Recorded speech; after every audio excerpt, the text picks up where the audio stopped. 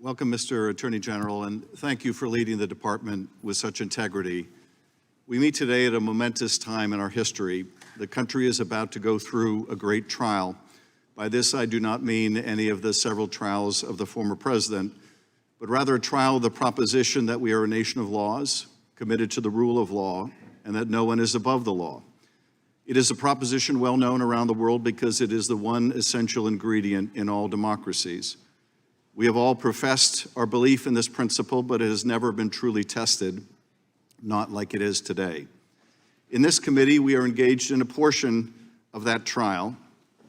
The chairman would abuse the power of this committee by trying to interfere in the prosecutions of Donald Trump, by trying to use the committee's power of subpoena to compel criminal discovery, in effect, making the committee a kind of criminal defense firm for the former president. In doing so, the chairman of this committee would establish a very different proposition. Through Mr. Jordan's actions, he would establish the principle that the rule of law should apply to almost everyone, just not the leader of his party. According to this alternate proposition, if you are the president of the United States and you lose your re-election, you can violate the law and Constitution to try to stay in power, and if you are successful, well then maybe you get to be president for life. And if you fail, there is no repercussion. This proposition is also well known to the world, and it is called dictatorship. Mr. Jordan hopes to camouflage his assault on the rule of law by falsely claiming that Donald Trump is the victim of unequal justice and Hunter Biden its beneficiary. It is a claim as transparently political as it is devoid of any factual basis. And it is cynical, based on the belief that the American people cannot discern fact from fiction. But I am betting on America. History has shown that those who bet against her are rarely successful, and more often, they end up covered with shame. I believe in the rule of law, and I thank you, Mr. Attorney General, for defending it. Let me now turn to some of the false claims asserted by the former president and some on this committee. On Sunday, the former president appeared on a national news Sunday program and was asked about 4 indictments and 91 counts facing him. His response was, Biden indictments. Excuse me, Biden political indictments.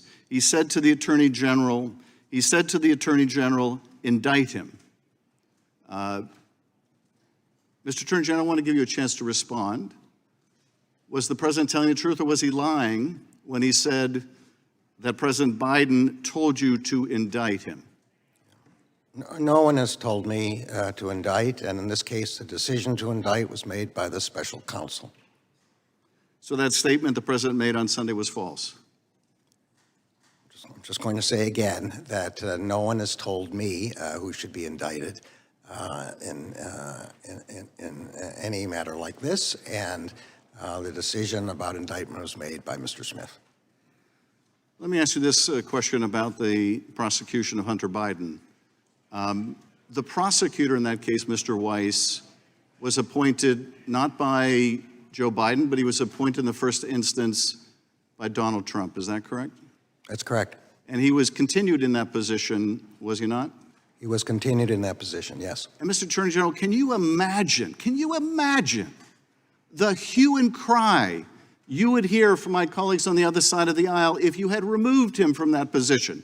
Can you imagine the claims that you had removed a prosecutor who was diligently investigating Hunter Biden? Can you imagine the outrage they would have expressed?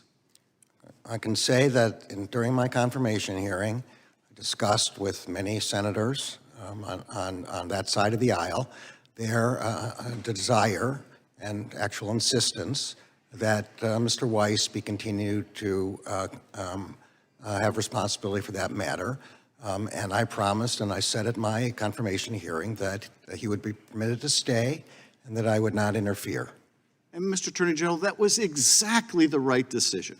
That was the right decision to give the American people the confidence that even a prosecutor chosen by the former president would continue in the investigation into the son of the current president. That was exactly the right decision.